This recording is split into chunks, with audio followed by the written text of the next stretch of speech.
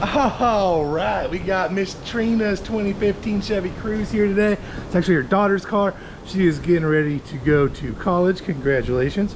So we're gonna go ahead and do a little bit of maintenance before she hits the road and starts this fall. So we're gonna do a bunch of pretty straightforward and easy things, but it's quite a bit, so there'll be a bunch of videos coming out on it. First things first, we're going to check the air filter and see what that condition looks like. So if you're new to this and you've never done it before, this is super easy. You can do it yourself. You can get a filter from Amazon for super cheap, which I will have linked up here in the video and in the description, or just from any auto parts store. They're not expensive anywhere you go.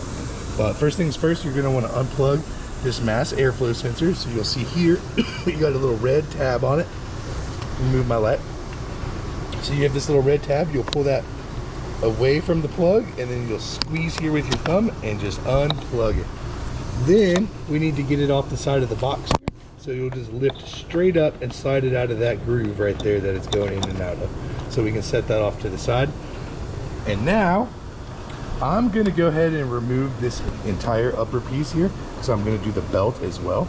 But, and this will give us extra room. But you don't even have to do this. You can just start taking out the Phillips screws. There's one here, one here, one here, one here, one here, and there's supposed to be one in that hole, but it's missing, so we'll find a replacement and put that in there for them. But that is 1, 2, 3, 4, 5, 6 total screws in this whole box. Upper part of this box will lift right on off of here. Using hand tools the old-fashioned way. So you'll see they don't actually come all the way out, they just unscrew until they're at their upper point, and this whole thing can lift up just like that. And then you'll see your air filter underneath. This top side may always look clean, but you want to check the bottom side in. Looky there. She is gray and dirty. So we're going to go ahead and replace that. She'll just start with a new air filter. If it's not super bad, you can blow it out with some air. But they're cheap enough. We're just going to go ahead and replace it while we're in here.